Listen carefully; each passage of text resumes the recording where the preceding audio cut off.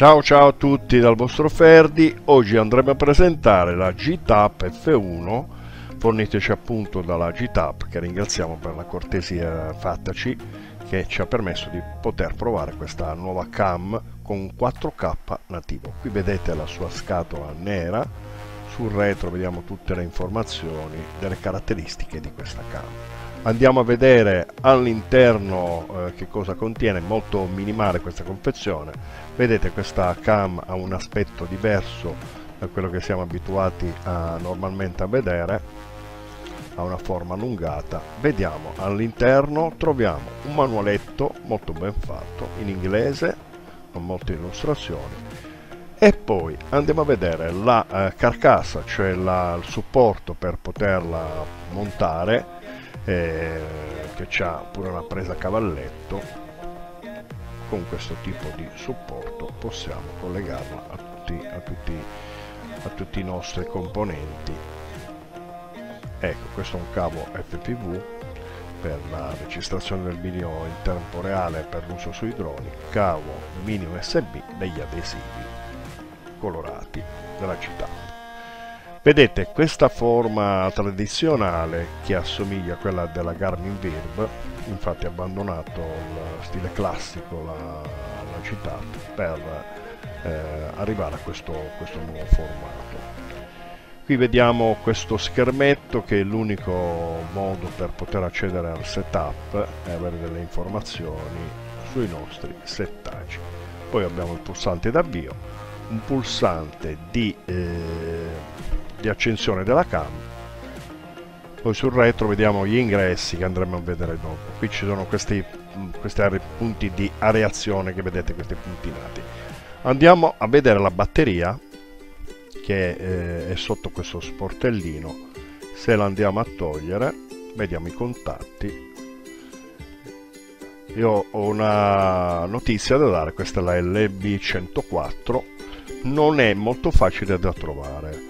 Quindi che cosa siamo venuti a conoscenza? Se avete delle batterie per la prima edizione della II Cam, vedete che in questo caso però hanno una denominazione diversa, sono perfettamente compatibili. Questa è la Z13-1, vedete, sono praticamente uguali, quindi se per caso aveste bisogno di batterie di ricambio per la vostra F1 si possono usare quelle della II prima versione, funzionano perfettamente, già provata, e sono perfettamente compatibili. Bene, come vedete la F1 ha la stessa caratteristica di queste cam che vedete qua, la TI, la SG Cam S7, la Firefly F8S e la nuova Mija 4K. Hanno tutte come chipset Lambarella A12 S75. Allora, questa cam ha un sensore Sony MX317 da 8 megapixel. Questo è lo schermetto con le informazioni che sono veramente minimali. Entriamo nel setup con il tasto sinistro e vedete tutte qui le voci che noi possiamo regolare, per esempio il wifi, che può essere a 2.4 o a 5G, il Bluetooth se per caso volessimo usare il telecomando, il sistema di codifica video, i LED se vogliamo far accendere la cosa, flip off se la camera è invertita o no, per invertire il video, se vogliamo i beep, autospegnimento, il setup del tempo, della data, poi c'è la stampa, il watermark, la frequenza, la formattazione della micro SD, e questo è il firmware in questo momento che è montato su questa cam.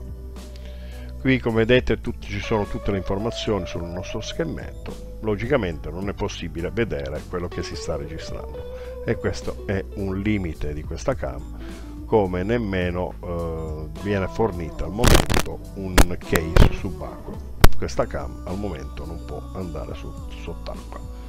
Qui siamo andati al setup, come vedete siamo entrati nel setup delle risoluzioni, e di altri settaggi che è possibile cambiare. Questo, vedete, sono i colori che possiamo ottenere nel nostro video, il contrasto, la regolazione degli AV, la presenza dell'audio, se vogliamo eliminare la distorsione dell'obiettivo, e qui c'è la risoluzione.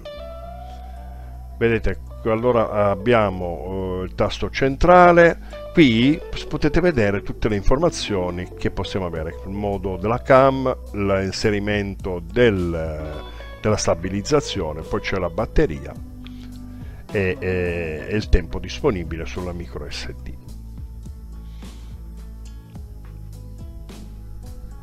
Ora andiamo ad inserire la cam nel supporto, che scorre su questo supporto.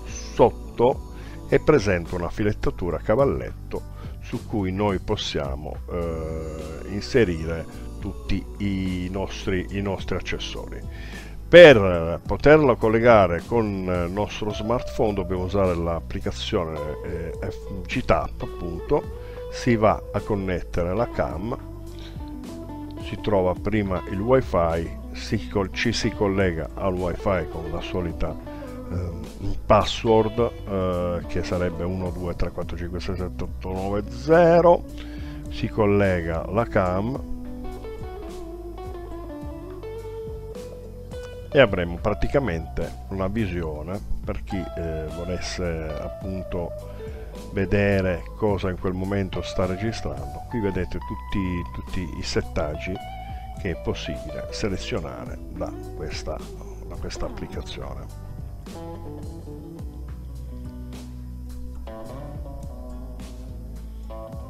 Ecco, qui la cam è collegata, è perfettamente funzionante.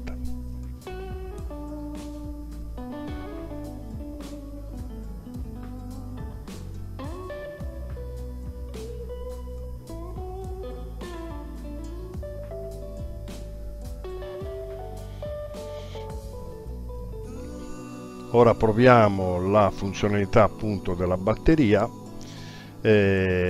appunto della prima edizione della iCam. Io l'ho provata, come vi avevo detto in precedenza, e funziona perfettamente.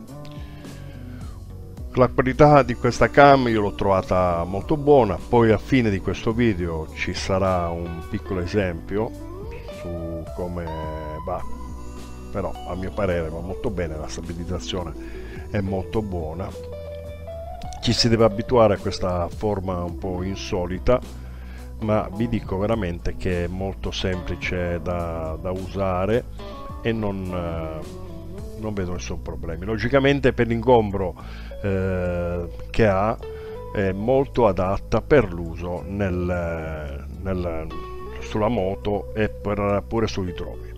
Questo è tutto, io vi saluto, vi ringrazio per aver visto questo video e guardatevi pure questo esempio. Ciao ciao da Ferdi.